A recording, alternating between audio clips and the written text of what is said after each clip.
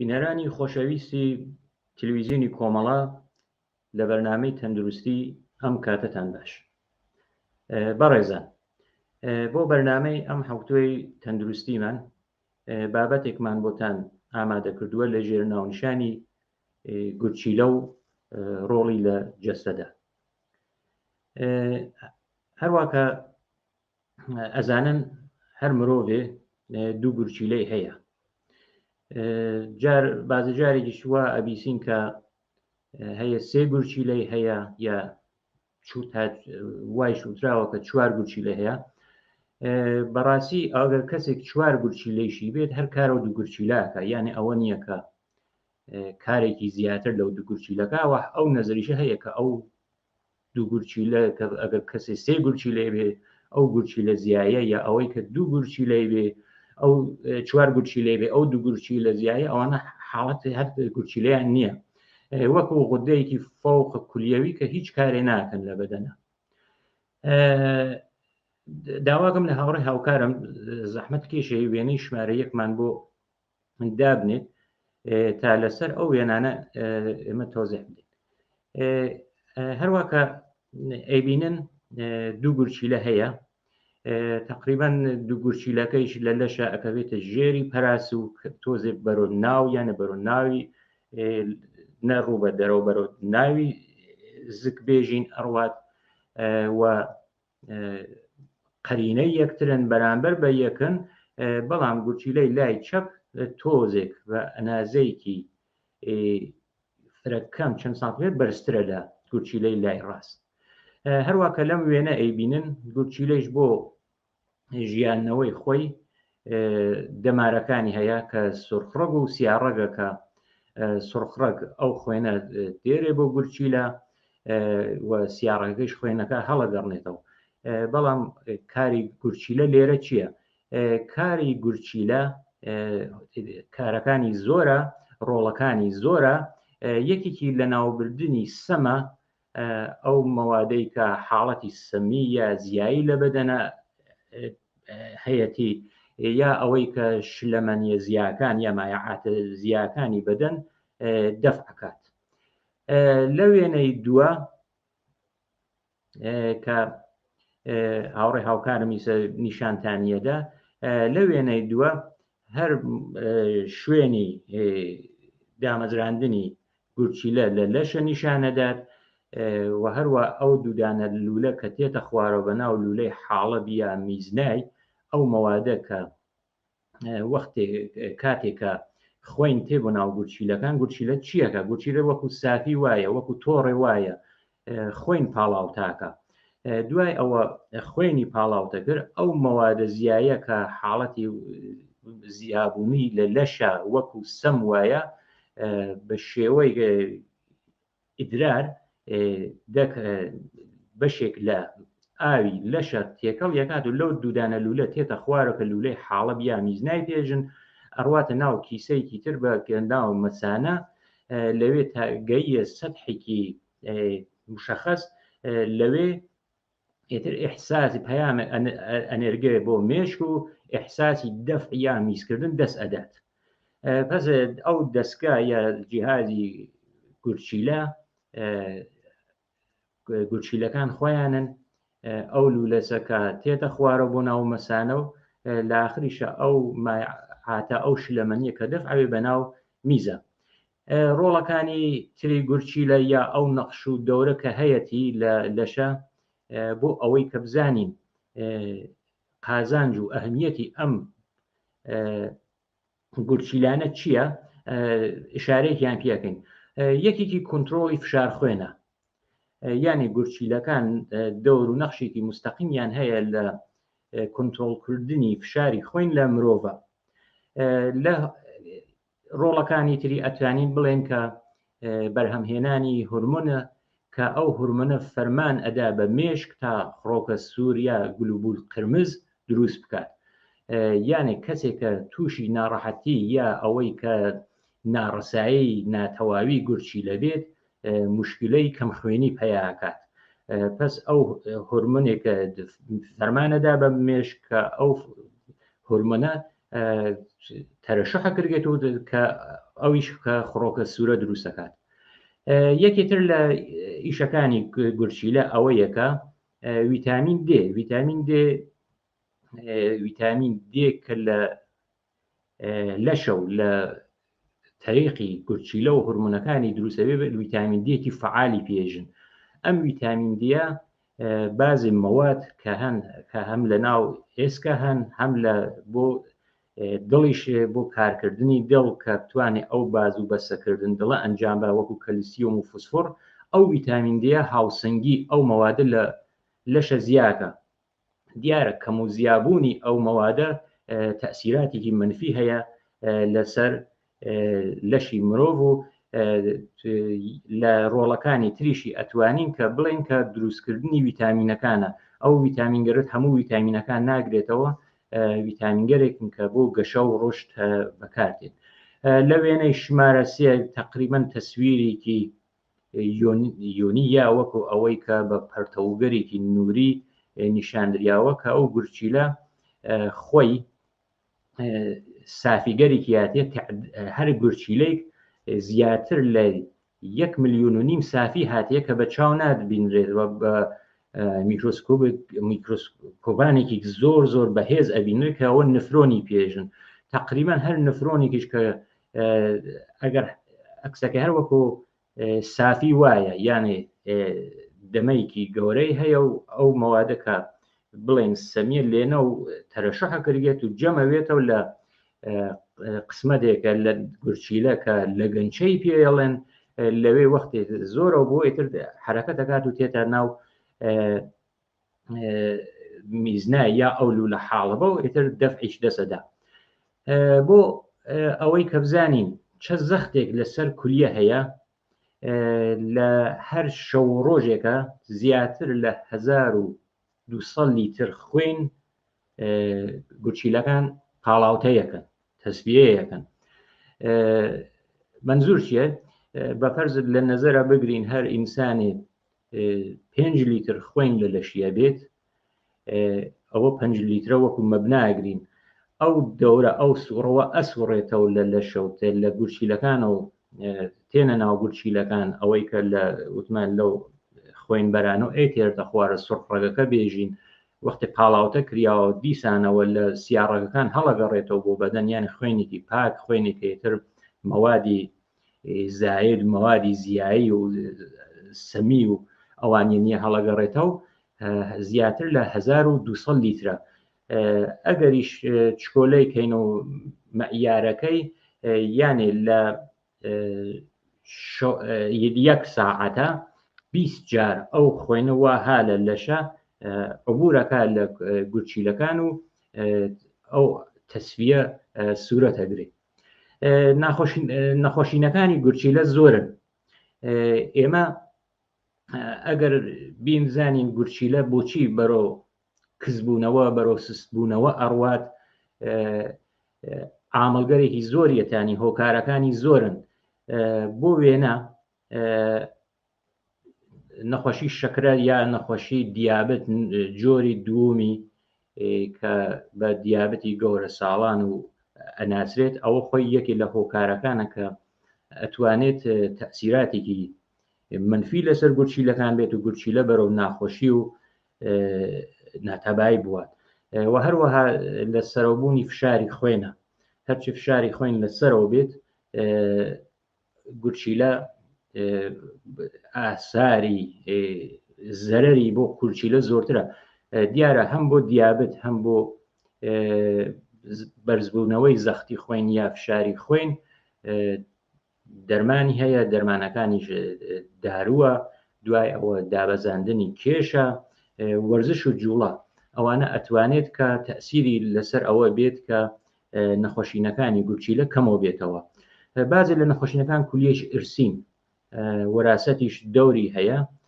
عفونەتگەرێکە لە تەمەنە تووشی ئەبێ بە دیارە عفونەتگەرێکی ئیدراری بەنسبەت لە ناو ژنانە بەهۆی ئەوەی کە ئاناتۆمی ئەو دەستگایانە وەکو پیاوان نییە زووتر تووشی عفونەت و ئەوانە بن. ئەوانیش یەکێک لە هۆکارەکانە کە گورچیلە بەرەو ناخۆشیەوات و دوایەوەش بەردی گورچیلە یا سەنگ کولیەیە کە ئەوانیشە ئەو عامڵ و هۆکارێکە گورچیلەکان ناخۆشکەون.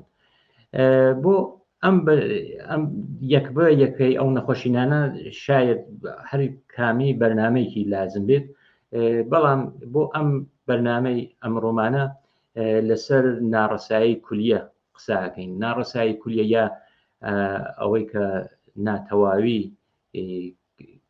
کار و ناتەواوی ئیشی گورچیلەکانە. ئەلایمی چییە؟ گورچیلەی کە ئێوە ناڕەسا ئەوێت لە ئازمایشادا ئەڵێن ئەگەر گورچیلە بتوانێت 10% کاری خۆی ئەنجام بدات، یعنی 90% نەتوانێت ئەنجام بە، ئەو گورچیلە بەرەو ناڕەسایی چووە. گورچیلەی کە وەختێ لە 100% کاری 90% ناتوانێت ئەنجام بە، فقط 10% فعالەمێنێت، هەنوا بڵێن کە گورچیلەی کە 10% کارەکات ئەوەی ئەڵێن پێ گورچیلەیەکی کە ناڕەسا بووە. دوای ئەوە علایمەکانی چییە؟ علایمەکانی ئەتوانێت هێڵنج لێدان بێت، ڕشانەوە بێت، بەهۆی ئەوەی کە ئەو مەوادە سەمیەتر پاڵاوتە نابن لەشە، لە خوێنە زۆرە بنە و گێجیە کەڕای گێژە بێ مەنگەوێت و ئەمانە و ئیشتیهاشی تێتە دابەزێت، یانێتر ئیشتیهای بۆ خواردن نامێنێت. بۆ ناڕەسایی کولیە کە ئەڕواتە پێشە دوو ڕێگە هەیە. یا یەکەم ڕێگە حل ئەوەیە کە دیالیزی بکەن، دوومیشی ئەوەیە کە پەیوەندی کولیە. بەڵام بۆ دیالیزکردن ئەگەر زەحمەت کێشن وێنەی ژمارە 4مان پێ نیشان بدەن. لە دیالیزکردنە دیالیز خۆی چەند جۆرە. یەکێکی هێمودیالیزە یا دیالیزی خوێنە کە هەروە ئەیبینن لێرە ئەو جیهازە ئەو دەستگا کە ئێوە ئەیبینن ئەوە دیالیزی پێژن. ئێمە توانین بڵێن دیالیز کولیەیەکە کە ها لە دەرەوەی لەشە، یعنی ئەو دەستگا ئەو کارەکەیەکە کولیەیەکە ها لە دەرەوەی لەشە. بۆ لە وێنەی ژمارە 5 ئەگەر خاستر چاکتر سەرنجی بدەین، ئەو دیالیزە ئەوەی کە لێرە مشاهدەی ئەکرێت، ئەوە مرۆڤێکە کە گورچیلەکانی تووشی ناتەواوی درێژخایەنی گورچیلە بووە، یانێ ناڕەسایی گورچیلە، ئەو لە لای خوارەوەی دەسی ئێمە ئەیبینین کە ئەو فلیشە هاتووە، ئەو خوێنە کە ئیسە سەمی هاتیە لەوێ تێتە دەرە و ئەوە دەستگای تر لەوێ ئەو پمپاژیەکە کە ئەو خوێنە حرەکەت کات و بڕوا بەرەو سافیەکە. لە دوارە پمپێکی تر هەیە لێنە و ئەینێری بوونا ئەو سافیە. جا ئەو سافیە ئەگەر تواشاکەن هاتووەتە ناو دوودانە سەتڵ، ئەو سەتڵگەرە مایعگەر دیالیزی پێڵێن. ئەو مایعگەر دیالیزە هەمەتوانێت لە سرونگەر نمەکی نورماڵ سالیم بێ یا مایعی تر. بۆ پاڵاوتەکردن ئەوەسە کە مەسەڵەن دوودانە مایع کە خەسیان وەکو یەک نییە، ئەو مایعی کە ڕقیقترە حرەکەتی بەرەو لای خەسەکەت، ئەو یعنی ئەوە فەرزیە و تئۆری دیالیزە کە ئەو جعبەشە کە لەبانی دیالیزەکە نووسراوە، ئەو سافیەسە کە ئەو خوێنە تەسفیا کات و مەوادە سەمیەکانی وەختی جیا کردەوە لە ناوی بردومانە ئەو خوێنە خاوێنە ئەو خوێنە پاکە پاڵاوتە کراوە هەڵەگەڕێتەوە ئەڕواتەوە بۆ لەشی ئەو مرۆڤە. لە وێنەی ژمارە 6ەکە باشتر لەسەر هێمودیالیز یا دیالیزی خوێنی قسەکەین. ئەمە لێرە بۆ ئەوەی کە چونکە دیالیز بەرنامە ڕێزی بۆکرێ، هەفتەی 1 جار یا 2 جارە دواتر ئەوێدا هەفتەی 3 جار، ڕەبەتە احتماڵی هەیە ئەگەر شدەتەکە زۆرتر بێ لەوە زیاتریشکەوە لە معموڵەن هەفتەی 3 جار دیالیزەکرێت بۆ ئەوەی کە خوێن دەستڕەسی بکرێت لەو کانولا لەو ئانژیوکەتە کە ئەو خوێنە تەخەڕوجە دەرگێ تێدە دەرە و هەر جارە بە دوای ڕەگە نەگەڕن تێن فیستول دایانن. ئەو فیستولیشە هەروە کە لەم وێنایی بینن سۆفڕەگێک و سیارڕگێک بە پەیوەند دریاگە ئەو قسمەتە کە قسمەتە پەیوەند دراوەکەی لولەیەکی پلاستیکی دائەنن کە تقریبا ئەوە بە جەڕاحیە کردگێ لە ژووری وتاقی عمەڵە لە ژووری عملیات ئەنجامە دەرگێ و ئەو جەڕاحیە کە کرا 6 هەفتە تا 7 هەفتە یانی 1 مانگ و نیم تا 2 مانگ فرسەتی لازمە کە ئەو ئینسانە ئێتر ئەو ڕەگە ئامادە بێت هەر جارێ زەجر نەکێشێت کە چەند جار دەسی کونکونەوکەنە و بە شوێن ڕەگ و دەمارەکانە بگەڕن ئەوە بۆ ڕاحەتیکەکە و فیستولیشە تقریبا زیاد زۆر چەندین ساڵ ئەمێنێتەوە ئەگەر بزانن کە ئیتر کارایی خۆی دوای 10 ساڵ یا زیاتر کەمتر لە دەستاوە دیسانەوە ئەمەڵ جەڕاحیکی تر و لە سەرنجام و فیستولێکی تری بۆدانن بۆ ئەو کەسانەی کە فیستولیان هەیە دیارەوە دووتر ئاگاداریان پێدات و ئەو کەسانیشە کە کارەکەن لەگەڵیانە ئەگەر احتیاجیان بچون احتیاجە هەمیشە هەم ئازمایشی خوێنیان لێ بگرن هیچ وەختێ لەم دەسە خوێن ناگیرکێ بەهۆی ئەوەیشە کە زەربەی یا زەرەرێ نەگەی بە ئەو فیستوڵە وەکو ئەوەی کە فشارێکی بۆ بێت لەسەر جێگەی خۆی دەرچێ ئەو بێتە دەر پتەقێت وەکەوە بژن ڕێگەکە پتەقێ بێتە دەرەوە ئەوەسە ئەڵێن کە لەو دەسیشە کە فیستولی هاتیە هیچ وەختێ فشار خوێن کە ئەو کیسە ئایبەچنە دۆریەمانە لەوە استفادە ناکەم بەڵکو لە ئەو دەسەکەی تر استفادەکەن لە وێنەی ژمارە 7 کە ئەگەر تەوەجو بکەین ئەمە هەر ئەو شێوەسە کە نمایەکی ترە کە ئەو خوێنە کە ئیسە مەسیرەکە بڵین بە سوور نیشاندراوە ئەوە لە فیستوڵەکە و کە هەروە ئەبینن هەر لەو فیستوڵە خوێن دێتە دەرەوە ئەڕواتە ناو سافیەکە تەسفیا کردێ بۆ دیالیزە و ئەو قسمەتە شینە کە تێتەوە سەرەوە هەر دیسانەوە چوو بەسە ناو فیستوڵەکە ئەوە ئەو خوێنە پاڵاوتەیە دیارە دەستگای دیالیز ئەوە ئەو خوێنەکە ئەچرخێتەوە خۆی لە ئەو وێنەی کە نیشانماندا حاڵەتێک وەک بڵێن وەکو چرخ هەیە وەکو ئەوە کە ئەو خوێنە حرەکەتە دات و لە ناو ئەو وەکو پۆمپاژێکی لە دەرەوەی لەشی ئینسانە ئەو خوێنە حرەکەتە دەرگێت و ئەڕواتەوە بۆ ناو لەش دیارە کاتی دیالیزە چون بۆ نەخۆشینگەر دیالیزی ئەوانە کە کولیان تووشی ناتەواوی درێژخاین ئەوبن ڕژیمگەر غەزایی تایبەتیان بۆ دانن محدودیتگەرە لە خواردنی شلەمەنی و مایعاتیان بۆ دانن لەو وەختە دیالیزێت باشترین فرسە دەکە ئەو خواردنە بەفرد مەسەڵ محدودیتیان لە خواردنی گۆشت هەیە لەو کاتە ئەتوانن کە گۆشت بخۆن و یا مایعاتێکی زۆر خۆن کە ئیتر وەکو سەم جەم و نەبێتەوە هەمزەمان تەسویە بکرێت لە وێنەی ژمارە 7 ئەگەر ئەمە وێنەی ژمارە 8 ئەگەر زەحمەت کێشن بهێنن بەڵێ هەموو کاتێک دیالیز ئەوانەی کە دیالیز پێشتێت دیالیزەکەن تووشی ئیتر ئازمایشە کردگەن ئەزانن کە تووشی ناڕەسایی کولیە بگن و ئەوەی تر دەستگای دیالیزە بەڵام کاتیش هەیە کە مەسئلەکە ئورژانسیە مەسئلەکە حیاتیە یەک نەفەر ئەبێز و دیالیز بکرێ یا کەسانێک حتا دیالیزیشن ئیتر بە پڵەی ئەوەی کە ساڵهای ساڵ فیستول و لەو ڕەگەردەسە ئیسفادەیان کردێتتر تێن لە کاتی تر ئەو سندە بڵێن کە هەریانی کاتی تر ئیسفادەکەن لە دوو ڕەگە و ئیسفادەکەن دانێکی لە ڕێگێکە ئەم شەرەیان کارۆتی دەسەر کە ئەڕوا بۆ سەرۆ لە لای ملەوە یا شەریانی تری شەست کە پێژن فێمۆراڵ یا بێژین بنڕان کشاڵەی ڕان ئەوەی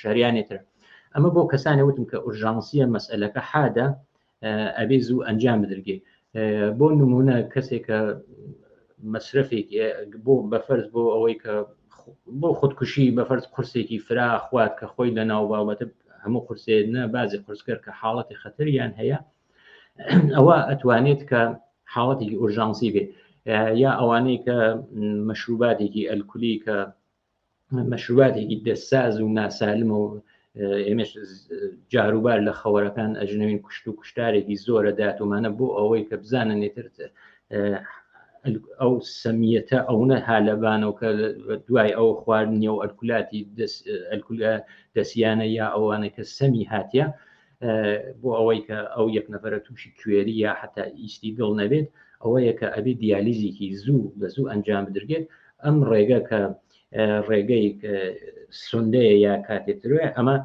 باشترین ڕێگەس ڕێگەیەکی ئۆرژانسیە لە وێنەی شمارە نوە ئەگەر هاوڕێ زەحمەت کێشێ بەڵێ ئەمێشە ئەو دەستکاسە کە دەستگایەکی دیالیزە کە فیستولە خوێنەکە هەمزەمان کە ئەڕواتە دەرەوە لە سەر و دووبارە هەر لەو فیستولە وارە دەبێ ئەو دوودانە حاڵەت گردیە کە هەیە لە تەسویرەکەبینی ئەو جریان خوێنەسە دیارە دەرەجەگەرێک بۆ ئەوەی کە سرعەتەکە تەنزیمکەن ئیسە نوعی تریش ئەمە دیارە دەستگایەکی کۆنە ئیسە دیجیتاڵیەکەیشی هاتکە تقریبا سرعەتەکان و تەنزیماتەکەی بە دیجیتال زمانەکەی کولەنەوانە نیشانەدا پێشتر ئەوە نەبوو هەر بە سەعات و ئەوانە کاریانەکرد بە فەرستواشەی ساعتیان نەکرد 2 ساعت 3 ساعتیان بۆ دیاریە کرد بە سەعات ئەویان نەبوو نەکرد لە وێنەی شمارە دەیشە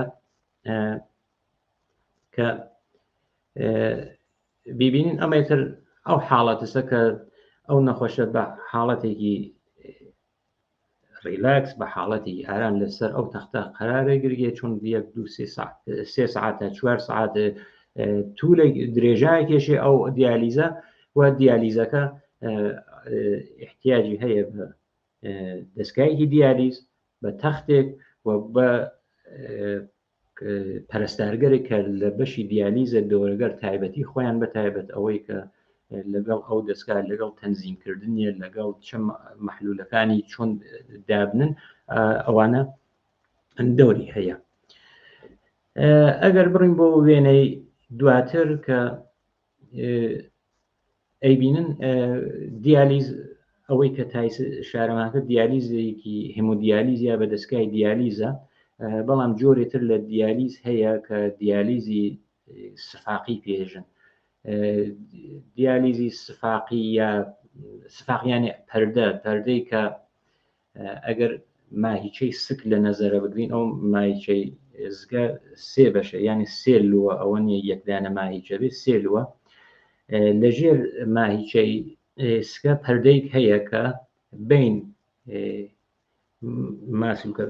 بینی ماهیچەکان و ئەحشای ناوسکە یعنی ماعیدە و ڕوودەکان هالێنە ئەو پەردە ڕەگەرێکی خوێنی زۆری بوتی یعنی پڕیە لە ڕەگی خوێنی کەسانی کە دیالیزەکردن ئەگەر کەمێ دقەتیان بێت مرتب بن یعنی لەسەر تەنزیماتی خۆیانە ئەتوانن ئەو دیالیزە ئەنجام دەگە ئەو دیالیزیشە هەر سوندەیەکە بە جەڕاحی دایەنن لە قسمەتی ناوسکە معموڵن لە خوار ناوگیش و دایەنن ئەو کەسە ئەتوانێت مایعەکە لەو تەریق سوندە و ئەو مایع دیالیزە واردی یەواش یەواش واردی یعنی تەنزیمێکە وارد ئەو قسمەت پەردەی سکاوێت ئەو مایعە دەک ئەو دەمارە وردگەرە دەکە و مگڕێگە خوێنیگەرە ئەو حاڵەتە کە وتمان انتشارە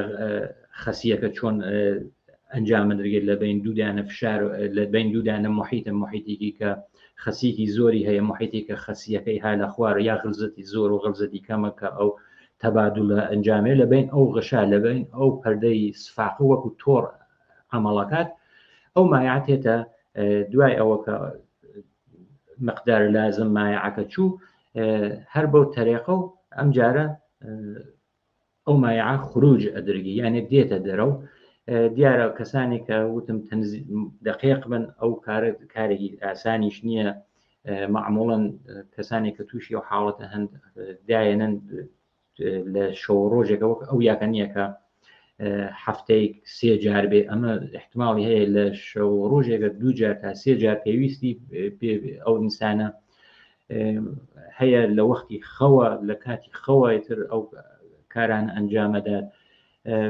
بە نمونەی کەم کەسێک کە مەسەڵەن کارێکی وای بێ لە ماڵە کارەکانی بکاتوانێت لە حینی کارە هەر ئەم دیالی سفاقیە کە بە من دیالیزی سفاقی مەشهورە لە ماڵیشە ئەنجامی بدات. بەڵام لە لای ئەمانیشە هەر کام لە ئەم دیالیزگەرە چە ئەو دیالیزەی هیمۆدیالیزە کە بە دەستگاکە کە شارمان پێ دەستکەوتەکانمان نیشاندا کە هەیە و هەم ئەم دیالی سفاقیە عوارزێکیان هەیە. ئەم دیالی سفاقی کە لاخر و نیشانماندا عوارزەکانی دانیکەوەتە ئەو عەزولاتی کە هانە عەزولاتی سکە بێژین بەهۆی ئەو تەبادڵ و وەخت کاتی خۆی هەیە کە زەعیفەونەوە وەختێکیش هەناسا کێشین ئەو هەناسە کە ئێمە کێشین دانێت لەو عوامڵە کە فشار تێرێ بۆ سیەکان یانێت نەخشی هەیە هەر ئەو عەزولاتی سکەسە پێچەوانەی ئەو دەستگای دیالیزەکە ئەو مەحلولە کە ئستفادەکەن مەحلولێکی قەنیە بۆ ئەو غلزەتە کە تەبادل سەمەکە ئەنجام بدرگێ احتماڵی توشبوونی ئەو کەسانە بە نەخۆشین دیابەت یا قەن خوێن ها لە سەر و هەر بەهۆی ئەوەی احتماڵی چاخیان هەیە یعنی کێشیان بڕواتە سەر و قەڵەو بن. دیارە فتقی نافی فتقێکە لە ناوکە هەیە بە پۆی ئەو زەختەکە لەو پەردا کردی ئەوەش احتمالدانێت لە احتماڵەکانە تووشی یاوی شەبن کە ئەو یاوە ئەتوانێت نیشانەی عفونەت بێت. دیارە سەختی کارێگەمە ناتوانن مەلە بکەن یانێ ئەو شوێنیان هەیە یا بۆ حەمامکردن ئەبێ ئەو قسمەتە کە سوندەکەی هەیە قەشنگ پارێزن کە تووشی عفونەت نەبێت.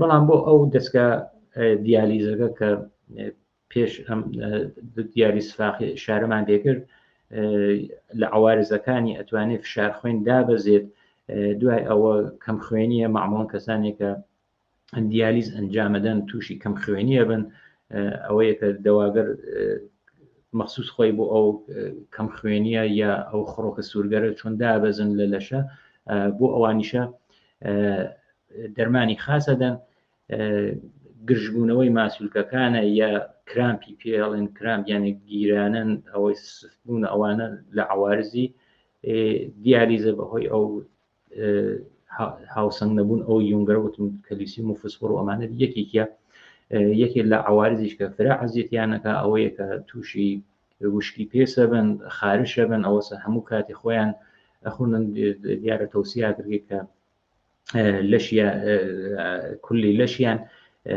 بتانن چاورکەن بە ئەو پۆماد و ئەمان بۆ هۆکارەکانی کە ئەبێت گورچی لە چۆن بێت دیارە زۆر شت هەیە من یەکشت کە لە بیرم چوو لەو کاتێکە ئیسە عادەتێکی خراو هەیە کەسێک ئازاری بێدانە لەو دەرمانانە کە زانیویانە ئەسەراتێکی مخڕب و خراپی هەیە لەسەر گورچیلەکان دەرمانە ئەو دەرمانگەرە کە بەناو موسەکن و بەناو بەفرز دەرمانی سەرێشە و ئەمانە کەسانی کە بێ ئەنازە بێ خۆیان خۆت سەرانە بڵێن کە دەسان بە دەرمان دانە لەوانەسە کە ئەبێت بۆ هەموو ئازارێ پەنانە بەرگێ بۆ موسەکنگەریسە لە ئیسلامی نفونێکی سادەوە بێت یا موسەکنگرێکە مخدراتێکی زایوە کودئین و ئەمانیشی هاتیە تا دیکلوفناک و ئەمانە ئەبێت چاودێری بکرگێ. دیارە یەکی لەو مەوادیشە کە لە ناو ڕژیمی غەزای ئێمە پێچوانێت هەموو بەشەکانی تری دنیا زۆرە سوێری و سوێریش تاثیراتی مخڕبی هەیە لەسەر گورچیلەکان و گورچیلەکان بەرەو نەخۆشبوونەوە خۆی هەر ئەوە نییە کە مەسەڵەن زەختە باتە سەر و فشار خوێنە باتە سەرە و یۆنی هەیە بەردە وەکو بەردە ئەبێت تەسویە کردێت و بەردی کولیەج دانێت لە عامڵەکانی هەمووی بەس سوێری و خوێ مەصرفی خوێ زۆر خواردنە. بۆ ئاگاداری ئەوانەی کە دیالیزەکردن یەکێک ئەوەی کە ئەنگیزەیەکی باشیان بێت کە دیالیزەکردن دیالیز وەکو ئەوەیە کە هیچ مشکلێک نییە تۆ بەس گورچیلەکانت لە ناو کار ناکات و لە دەرەوە تۆ گورچیلێت هەیە و هەزینەکانیشی زۆرە ئەوە قرار دراوە کە هیچ کەسی ناتوانێت ئەو هەزینانەکە و دیارە کەسانێک هەیەن دیالیزەکردن لە ماڵ خۆیانە دەستکەوشەکە بەسەوە خۆی بۆ هەموو کەسێ ئیمکان پەزیر نییە دەوڵەتەکان موەزەفن کە ئەو دیالیزە بە خەدەماتی بەهۆی ئەو نەخۆشانە کە ئەو نەمەراکزی دیالیز ئەو لە حینی دیالیز ئەو تەغزیە کە ئەبێ پیان بدەگێت چۆن لە دیالیزە بە فەرز ئەگەر من ئێمڕۆ دیالیز بکردم دوای دیالیزەکە 3-4 ساعت من تقریبا تووشی سەرێشاوم ئەو گیرانن عەزۆلەت ئەچمە بۆ ماڵە تووشە و کرامپ عەزۆلانی ئاوم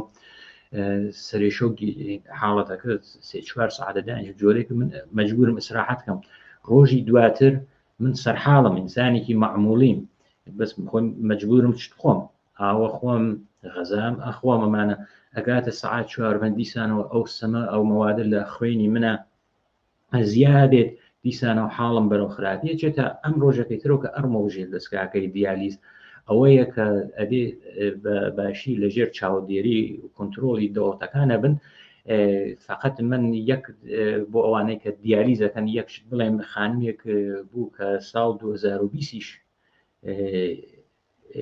لە ژیانە نەما بەناو مێری ئان ڕێمیچ ئەم خانمە 32 ساڵ دیالیزی کرد 32 ساڵ ڕۆحیەی بوو ئەوەی کە وتیان چۆن توانی وتە 32 ساڵ پەرستارەکەی وتوی ئەو نگەرشی بیرکردنەوەیکی موسدی هەیەن بە ژیان بە پێکەنینەوە تێت بۆ تێت ئەچێتە سەر سەنگڵیەکە دیار بە پێکەنینیش و ئەڕواتە دەرەو هەمیشەش ئەهات ڕۆزنامە بەدەستیەوە ئەو جەدوەلی حەلا کردووەمانە خۆیشی وتوی هیچ وەختی لێم مەپرسن لە ژیاندا چەند ساعتت لەسەر ئەم سەنگڵی دیالیزە تێی کردووە وتی هەر حەز ناکەم بیریشی لێکەمەوە یانی چی یانی ئەوانەی کە دیالیزە بن ئەبێت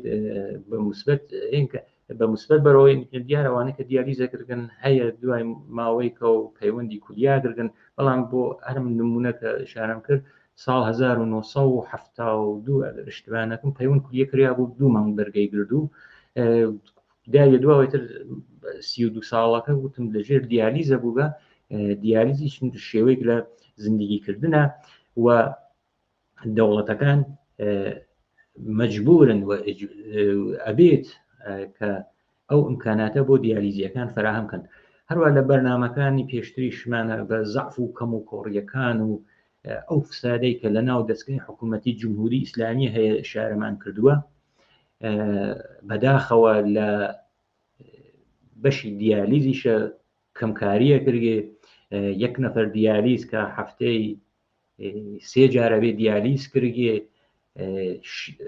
سەرەی بۆ دانن یا سەردەبەیانیە یا دوایەوە دوانیمەڕۆ یەکێکی تر دێت ئەبێ ئەو مەوادە ئامادە بێت وەکو هەموو بەشەکانی ترە وەکو هەموو ئەو ناکاراییە کە ئەو حکوومەتە هەیەتی لە بەشی دیالیزیشە هەر ئەو مشکلاتە هەیە لە بینەرانی خۆشەویستمان لە یەک دانەیەک لە مەراکەزی دیالیزی ئوستانی کوردستانە کورتە ویدۆیەکی بۆمان هەناردووە کە ناکارامەدی و بێلیاقەتی کاربەدەستانی جمهوری ئیسلامی کە ناتوانن لەگەڵ نەخۆشەکانی دیالیزە بەرتەرەفن سرومی نۆرمال سالین چییە کە مەسەڵەن بڵێ نیمانە سرومێکە کە سروم نمەکیە یعنی تر خوێ تر ئەوە بە زوانێکی زۆر سادە بڵێن کە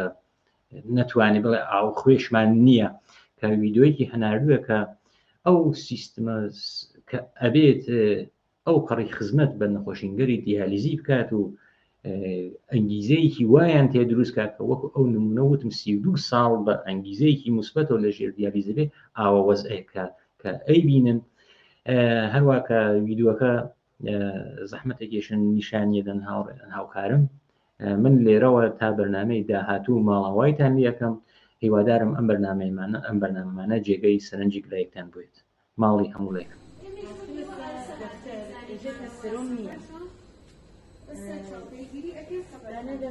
تبغى شيء ما داخل إيش ندام خبرك إيش؟ أنا مرة جنب فيجي توشوا.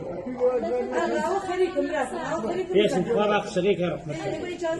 فرق شو فرق؟ فيجي يكون فيجي ما في. بس هو هابشته دكتور زايد هابشته. باشا بوبشة فاها فستان أخي مشكلة جاية قديم دون نلقى. ما هذي شيء مش صاعد بصاعد هيك بصاعد. سلام بخير. بوبشن شرمنده مزاحم زمان. آره دکتر سرم نماساری میه. تو آن خوشگان دیاری.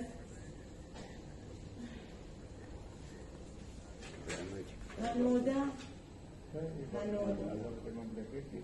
والله أنا خوشگان بشتیم هاتون سفیاری. بشی تیزینی. مو حاله. شو زمان ما كان بوده هاي من. ده شده سوق شده. تو ما لقى زمان بجنم. ده هاي زمان قام. ممنون فحافظة. شيء. إيش ما كان بوده بيجا بيانو. شو سوق انتاتي. بيانو تانو ده تقرأ يعني. بدكتور اسكندر. تدوق أبو جد نهار بوي مرو بعد كارك كذي. أتمنى وقع. مطمئن. شو دروس كلها؟ يتر يا رجيلك وإيجرن يا من وين أنزل. أبو يا وين هذي ديرا؟ بص فيش ما نقدر ما فاقي شيء نقدر. أول سيجي هذا. نعم قصة أماني. يا خبرني كمان. السلام عليكم أختي بخير.